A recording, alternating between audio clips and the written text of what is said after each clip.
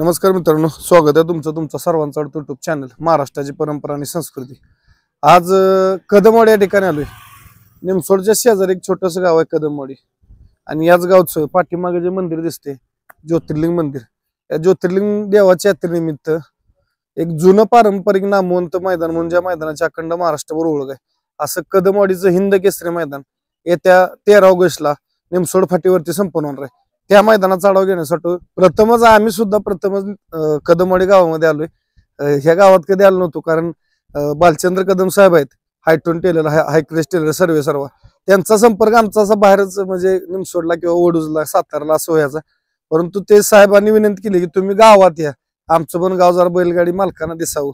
त्या इथून आम्ही गावातच आलो। ह्या मंदिर पाठीमागे जे आहे ते ज्योतिबाचं मंदिर आहे, ज्योतिर्लिंग मंदिर। याच देवाच्या यात्रेनिमित्त हे जुनं पारंपरिक हिंद केसरी मैदान निमसोड फाटीवरती 13 ऑगस्टला संपन्न होणार आहे। तर त्याचा आढावा घेण्यासाठी आलोय। ग्रामस्थ मंडळ, यात्रा कमिटी, जुने जाणते काही झेंडा पण होते ह्या गावातले 30-35 वर्षापूर्वी, त्यांच्याकडून आपण सर्व जाणून घेणार आहोत कशा प्रकारे मैदान होणार आहे, मैदानाची रूपरेषा काय असणार आहे। या ज्योतिबाच्या नावाने देवाचा गजर झाला आणि आपण मुलाखतीला सुरुवात करतोय। दादा नमस्ते। नमस्ते। कसं काय मैदान होणार किंवा मैदानासंदर्भात काय आढावा आहे? मैदान आमचं गेली 34 वर्ष झाले, परंपरा आहे आमच्या मैदानाची आणि जुनं आणि जाणतं मैदान आहे। आमचं गाव हे एकदम छोटंच आहे, म्हणजे आमच्या गावाच्या म्हणजे आमचं गाव छोटंच आहे। गावाच्या मनानं आम्ही भरपूर म्हणजे प्रयत्न करतोय की मैदान असं पारंपरिक आणि सगळ्यापेक्षा वेगळं व्हावं। गेल्या वर्षी तुम्ही पाहतच असाल की आमच्या मैदानामध्ये एक नवीन नियम लागू गेला आणि या वर्षी अखंड म्हणजे अख्ख्या महाराष्ट्रात म्हणलं तर तो नियम सगळीकडे लागू झालेला आहे। एक बैल एकदाच पळवला जातोय असं आता संघटनेनं पण सांगितलंय की बाबांनो की एक बैल एकदाच पळवायचा। आणि आम्ही पहिल्यांदा म्हणजे आम्हाला पूर्व सूचना नसतानाही आम्ही मागच्या वर्षी मैदानामध्ये एक बैल एकदाच पळवायचा असं ठरवलं सर्व ग्रामस्थांनी आणि त्याच्यानुसार आम्ही मैदान घेत राहतो। आमच्या मैदानामध्ये म्हणजे कोणत्याही प्रकारचं हे होत नाही, कोणावरती अन्याय केला जात नाही, जे काय असेल ते समोरासमोर होतं आणि मैदान एकदम पारदर्शक होतं। कुठल्याही बैलगाडी मालकाव चालकाव या आलेल्या सर्व म्हणजे बघण्यासाठी आलेल्या लोकांच्या वरती अन्याय वगैरे केला जात नाही। मैदान कुठल्या फाटीवरती होणार आहे किंवा कसं काय? मैदान हे निमसोडच्या फाटीवरती होणार आहे। आमच्या गावचं क्षेत्र कमी असल्यामुळे आम्हाला तशी प्रॉपरली म्हणजे फिक्स फाटी नाही आमच्या गावासाठी, तर आम्ही निमसोडच्या फाटीवरती मैदान घेणार आहे। आता आपल्या बरोबर हायटेन टेलर ते सर्व आहेत। बालचंद्र कदम दादा नमस्ते। नमस्ते। दरवर्षीच आपण पारदर्शक मैदान भरवत असताय, काय आजचा किंवा या मैदानाविषयी सांगताल? नेहमीप्रमाणे पारंपरिक आमचं गावचं मैदान ज्योतिर्लिंग यात्रेच्या निमित्तानं आम्ही भरवत असतो। यामध्ये सर्व ग्रामस्थ एकजुटीने प्रत्येक जण आपला जीव ओतून ते मैदान पार पाडण्यासाठी सगळे कष्ट करत असतात। पाठीमागच्या वर्षी गावानं असं ठरवलं की महाराष्ट्रात एवढी मैदान होतात पण असं पारदर्शक मैदान काहीतरी वेगळं करून दाखवायचं, असं गावानं अट्टहास केला आणि ते करून दाखवलं। एक बैल एकदाच पळवला आणि ते साध्य करून दाखवलं। शेवटी बरेच जण पैसे कमवण्यासाठी मैदान घेतात, पण आम्ही गावचा 2 लाखाचा मागल्या वर्षी लॉस घेऊन सुद्धा आम्ही मैदान पारदर्शक पार पाडलं। त्याच्यामध्ये काही सुद्धा आम्ही कोणत्याही गोष्टीचा कोणत्या आमिषाला बळ पडलो नाहीये किंवा आम्हाला भरपूर जणांचे फोन आले की तुम्ही कशासाठी एक बैल एक पळवता, हा असा नियम लागू झाला तर परत आमच्यावर अन्याय होईल बैलगाड्या। पण ह्याच्यातून फक्त सामान्य बैल मालकांवरती अन्याय कमी म्हणजे अन्याय होणारच नाहीये। मुळात काय आहे की डबल बैल पळवला की सामान्य बैल मालकाचं पूर्ण नुकसान होत होतं आणि चांगली बैल परत 30 बैल नंबरात राहत होती। त्याच्यामुळे हे गावानं निर्णय घेतलेला आणि तोच निर्णय अखिल भारतीय बैलगाडा संघटना महाराष्ट्र यांनी तोच निर्णय आता पुढील काळासाठी लागू केला तसाच। आणि नाही काय झालंय, मागल्या वेळी बुकिंग गाड्या कमी झाल्या होत्या, ह्यावेळी आता काय झालंय बैलगाड्यांचं प्रमाण खूप वाढलंय। म्हणजे मोरेंनी सांगितलं की 7 ते 8 हजार गाड्या आपल्या महाराष्ट्रात कमीत कमी आहेत। ह्या मैदानाला गाड्या भरपूर नोंद होतील आणि त्या नोंद झाल्यानंतर प्रत्येक बैलावरती मार्क करणं किंवा नंबर टाकणं हे पॉसिबल होत नाही। त्यासाठी यंत्रणा पण खूप लागते।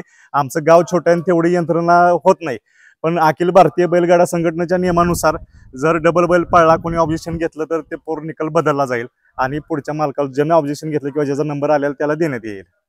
नक्कीच साहेब, आपलं भरपूर मैदानात हायटून टेलर वर्धापन दिनानिमित्त तुम्ही घेतला पाठीमागे प्रभाकर केसरी घेतलं, हम्म. तुमच्या गावचं जुनं पारंपरिक आहे. हम्म. पण एक तुमचं ते म्हणजे हायटून टेलर वर्धापन दिनानिमित्त घेतलं, 3 मैदान झाली. मला वाटतं त्या वर्षातलं 3रं मैदान आहे तुमचं हो. कदमवाडीच गावचं धरून. हा. काय म्हणजे साहेब काय म्हणजे तुम्हाला ह्यातनं काय भेटते किंवा ह्याच्या मागचं एवढं रितसर पारदर्शक करण्यामागचं कारण काय? ह्याच्या माग काय आहे की आवड आहे का आमच्या गावातल्या प्रत्येक माणसाला जरी आमच्यात बैल पाळणाऱ्याची संख्या किंवा शर्यतीची बैल पाळणारी संख्या कमी असली तरी ह्यात प्रत्येक ग्रामस्थाला लहान म्हणजे आम्ही लहान होतो, आम्ही मला वाटतं एक 4वी-5वीला असेल तेव्हापासून आमचे ग्रामस्थ जुने ग्रामस्थ त्यांनी बैलगाडा शर्यत म्हणजे ज्या मोठे गाडा होते जुन्या गाड्या त्या गाड्यावरती 100 रुपये 500 रुपये असं बक्षिसावरती पहिलं मैदान भरवलेलं आणि ते 4 आणि 5 गाड्यामध्येच भरवलेलं मैदान. तेव्हापासून ते आता अखंड आज 34 वर्ष आहे परंपरा चालू ठेवली आणि ते आम्ही आता योग आम्ही चालू ठेवतोय परंपरा. त्यामध्येच कसं आहे की आम्ही आता कदमवाडीचं मैदान हे प्रत्येक वेळी आम्हाला की मैदान आम्हाला नाहीच आहे. आता ह्यावेळी आमचं निमसोड गावच आहे, म्हणजे थोडक्यात कदमवाडी हा निमसोडचाच पार्ट आहे. आमच्याच गावात आम्ही ह्यावेळी मैदान घेतोय की निमसोडला मागं मैदान पावसाळ्यात उपलब्ध होत नव्हतं, पण आता ह्यावेळी आमच्या यात्रा कमिटीनं सिद्धनाथ यात्रा कमिटी आहे निमसोडची, त्या यात्रा कमिटीनं मैदानच खरेदी केलंय खास बैलगाडीचं शर्यत भरवण्यासाठी. मागल्या वर्षी आंबवडे ग्रामस्थांनी आम्हाला भरपूर सहकार्य केलं की तुमचं मैदान व्हावं म्हणून, त्यासाठी भरपूर त्यांनी सहकार्य आम्हाला सगळ्या म्हणजे दोन्ही पंचक्रोशीतले सगळे गुरसाळे असेल, आंबवडे असेल, निमसोड असेल, ह्या सगळ्या गावातल्या ग्रामस्थांनी आम्हाला प्रत्येक मैदान घेण्यासाठी सहकार्य केलं. नक्की साहेब, आता तुम्ही जुना विषय काढला बोलत तुम्ही मला बोलण्यात आणलं की आमच्या गावात एक जुने झेंडापंच होते 35 वर्षापूर्वी. कोण आहेत ते झेंडापंच? जरा आमच्या दोघं पोपट कदम नाना आणि महादेव नाना या की नाना इकडे जरा अलीकडे त्यांच्याशी तुम्ही बोलूया आपण दोन. कारण काय मित्रांनो, ह्याच्या मागचा दृष्टिकोन विचारण्याचं काय माहितीये का, एक जुना अनुभव किंवा जुन्या पद्धतीला झेंडे कसे पडायचे, आज 35 वर्षापूर्वी झेंडे टाकत होते ते जरा जाणून घेऊ काकांच्याकडून. नमस्कार. नमस्कार. पहिलं नाव सांगा तुमचं. महादेव ज्योती कदम.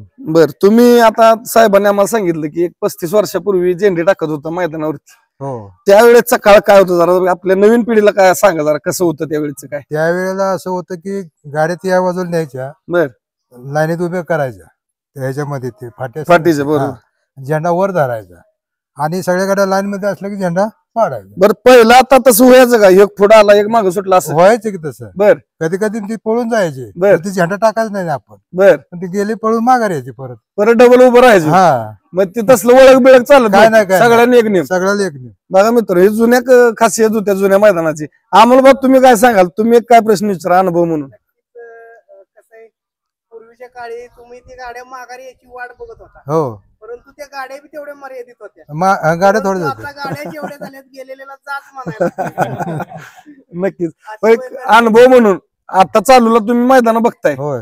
कसं वाटतंय, काय फरक जाणवतो तुम्हाला? फरक आहे की काय फरक जाणवतो, काय सांगाल? एक युवा पिढीला काय सांगाल अनुभव म्हणून, कशी मैदान घेतली पाहिजेत किंवा कसं नियोजन केलं पाहिजे, काय सांगा? आता ही जास्त गाड्या म्हणल्यावर नियोजन म्हणजे लवकर केलं पाहिजे, मैदान लवकर चालू झालं पाहिजे. पहिले मैदान मला वाटतं अशी 10-11च्या पुढे चालू व्हायची, 10 तरी वाजायचे आणि मोजक्या गाड्या गाड्या येईल तसे आपलं पळवायच्या. नोंद करायची. साधारणतः पहिले मोठ्या गाड्या होत्या, साहेबांनी सांगितलं जुनी बैलगाड्या. आता छकडा आहेत, छोटे छकडे आले. तसे बैल आहेत का आता तुमच्या आठवणीतली कुठली तुम्ही बघितली? आता नाही दाखवायसारखी अशी नाही. मग मित्रांनो, म्हणजे एक प्रश्न का विचारला, त्या काळातली जी बैल होती किंवा त्या काळातल्या बैलांचा इतिहास किंवा जुने बैलगाडी शर्यती, जुनी पारंपरिक मैदान ही कशा प्रकारे होती, थोडक्यात त्यांनी सांगितलं. एका लाईन मध्ये उभं राहायच्या, पुढे माग होत नव्हत्या, आणि जरी सुटून गेला तरी त्याला माघारी असतो वाट बघायला लागायची. परंतु आता प्रमाण थोडं आपल्याकडे वाढलेलं आहे गाड्यांचं, त्यामुळे एवढा वेळ आपल्याकडे नसतो. पण साहेबांनी एक सांगितलं की आमच्यात एक जुने पंचायत झेंडा पंच म्हणून त्यांचे 1-2 मिनिटं आपण संपर्क साधला. पुढे अजून थोडं साहेबांच्याकडून ना या की तुम्ही बघितलेले बैलगाडी मालक सांगा आम्हाला, सांगा जरा जुन्या काळातले तुम्ही बघितलेले बैलगाडी मालक किंवा बघितलेली बैल कशी मैदान व्हायची, काय सांगाल? जुनी बैलगाडी म्हणजे दिवाना पेसळ चोराडे, बर, तसेच JP पाटील, तानाजी जिंती, तुमचं साखराळकर, बर, आणि तुमचं हरियाणारे जे काय बापू गोरे, कटगुणकर, धनाजी पेडगावकर, बर, असे भरपूर माझ्या आठवणीत नाव आहे. ती आता काय माव सांगाल जुन्या काळातली ती बैल बघितलेली किंवा ती बैलांचा पळ? ती बैल चांगलीच होती, मोठी बैल, ह्याच्यापेक्षा आताच्या बैलाशी बरीच मोठी बैल होती, पळायला वगैरे. पळायला जोरात तशी होती. आता काय फरक वाटतो जुन्या नावा काळात? आता काय झालंय, आता प्रॅक्टिस जास्त आहे, त्यावेळेस एवढं अड्ड नव्हते. बरोबर. हा मोजक्या गावची यात्रा असायची. मोजक्या गावची यात्रा. बरं आता हे तुमच्या गावचं मैदान आहे 13 तारखेला, हिंद केसरीचा मान आहे, जुनं पारंपरिक मैदान आहे. काय बैलगाडी मालकांना आव्हान कराल तुम्ही मैदानासाठी आता? काय नाही, आम्ही जी जुन्या पद्धतीवर खेळलो तेच पद्धत आमची चालू आहे. बर. त्या पद्धतीने सर्वांनी आम्हाला सहकार्य गाडी मालकांनी करायचं ही विनंती त्यांना मी करतो. नक्कीच. हा. मित्रांनो, माझी विनंती राहील, येत्या 13 तारखेला निमसोड फाटीवरती हिंद केसरी मान असलेलं कदमवाडीचं भव्य दिव्य मैदान आहे ओपनचं. आणि आता नोंदणी संदर्भात थोडं आपण कदम साहेबांच्याकडून जाणून घेऊ, नोंदणी कशी आहे किंवा काय. ऑनलाईन नोंद कधीपासून चालू होणार आहे? 9 तारखेपासून नोंद चालू होणार आहे. बर. आणि 12 तारखेला 5 वाजेपर्यंत नोंद होणार आहे.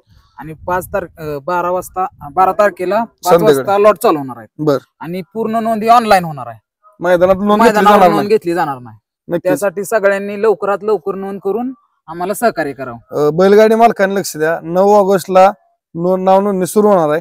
12 तारखेला संध्याकाळी 5 वाजेपर्यंत ऑनलाईन नोंदणी असेल. 5 नंतर म्हणजे 5च्या पुढे ऑनलाईन लॉट जाहीर होतील. त्यामुळं शक्यतो माझ्या मते कोणी म्हणून नोंदणी करायचं राहू नका, नोंदणी ऑनलाईनच करून घ्या. मैदानात कुठल्या प्रकारे नोंद घेतली जाणार नाही. त्यामुळं जे राहतील त्यांनी मग राहिलेलं लागेल. हिंद केसरीचं मैदान आहे, त्यामुळे प्रत्येकाला आशा असते आपला बैल हिंद केसरीचा मान भेटावा, तो मान भेटावा म्हणून तुम्ही येत्या 13 तारखेला मौजे कदमवाडी निमसोड तालुका खटाव जिल्हा सातारा निमसोड फाटीवरती या मैदानाचं नियोजन आहे. तर महाराष्ट्रातील तमाम बैलगाडी मालकांनी विनंती, आपण कदमवाडीकरांच्या हिंद केसरी मैदानाला सहकार्य करून आपल्या गाड्यांची नाव नोंदणी ऑनलाईन करून कमिटीला सहकार्य करा. लोकांना सांगावं लागत नाही की मैदानाला या, तरी पण एक बैलगाडी मालकांना किंवा तुम्ही आयोजक म्हणून बैलगाडी मालकांसाठी काय आव्हान करताल? बैलगाडी मालकांना आवाहन करतो की येत्या उद्यापासून 9 तारखेपासून 12 तारखेपर्यंत आम्ही ऑनलाईन नोंद ठेवलेली आहे. मैदानामध्ये कोणतीही एक सुद्धा गाडी आम्ही मैदानामध्ये नोंद घेतली जाणार नाही. 12 तारखेला 5 वाजता इथं लॉट पडले जातील आणि ते लॉट ऑनलाईन जाहीर केले जातील आणि ग्रुपवरती पण शेअर केले जातील. सकाळी मैदान बरोबर 8 वाजता चालू होईल. आमच्या ग्रामस्थ कमिटीने निर्णय घेतला की मैदान उजेडासहित पार पाडायचं आहे. एखाद्या वेळेस कसं होतं की आता ह्यावेळी आता पाऊस नाहीये, आता बंद झाला पाऊस, होता पाऊस पण पाऊस आता बंद झालाय, त्याच्यामुळे मैदान लवकरात लवकर उरंगण्यासाठी आम्ही लवकर मैदान चालू करणार आहे. तरी सर्व मी बैलगाडी मालकांना विनंती करतो की सर्वांनी या आमच्या मानाच्या हिंद केसरी मैदानासाठी लवकरात लवकर नोंद करून आम्हाला सहकार्य करायचंय.